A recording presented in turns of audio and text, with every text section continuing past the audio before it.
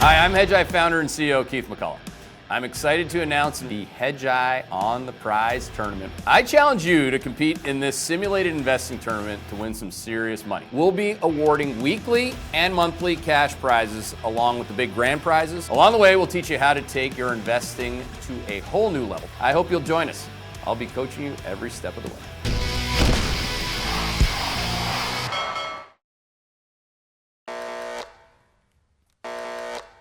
Oil, just a big new cycle high. So big inflation cycle high, full investing cycle investors. All you guys out there, you got this. You stayed with it. You didn't sell where that circle is there back in August. You wouldn't do that. You don't do moving monkey charts. You do the process. And the process got you to believe in either quad 2 or quad 3. We obviously went from quad 3 now to quad 2, but inflation works in both. And one of the top, or the heaviest weight in our Inflation Nowcast, our league-leading Inflation Nowcast for the fourth quarter, which is the highest inflation estimate out there, and will continue to go higher, by the way, because as long as we continue to see higher rent prices, that 1/3 of the CPI is going to be plugged higher at the end of the quarter. So we're looking for closer to 6+% headline CPI in the fourth quarter, which obviously would equate to quad 2 returns on the inflation side. But if I took what Jonesy just said, if you look at all the COVID case count data, which if you guys can pop it up. You get, the thing is, you can take our word for it.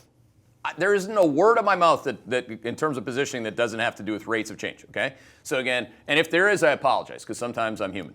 But if you were to look, if you're just saying, oh, it's only about case counts, Russia has the worst case counts in the world. And Russia is one of the best stock markets in the world, because the Russian stock market isn't a bunch of stocks that represent the poor people that are getting jammed by that.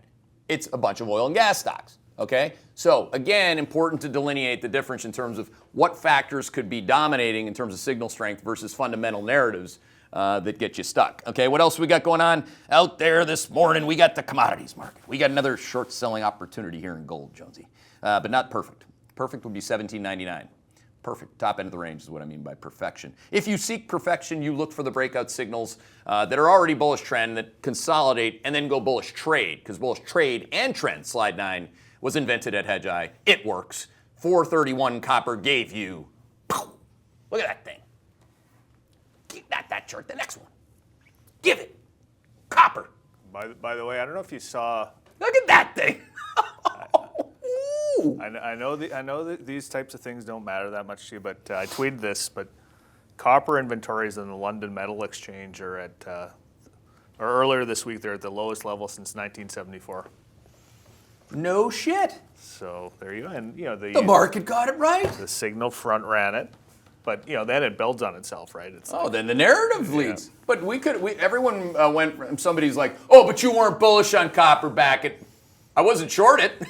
Let's start with that. And then again, bullish trade signal. It was what it was. A lot of Hedgeye subscribers capitalize on it. If you didn't, don't get mad at me about it. What else we got going on for you this morning? We got the lead. Like lead, like if you drop it on your head. Lead, up 2%. That's up 13% in a month, but there's no inflation. Uranium, up 23% in a week.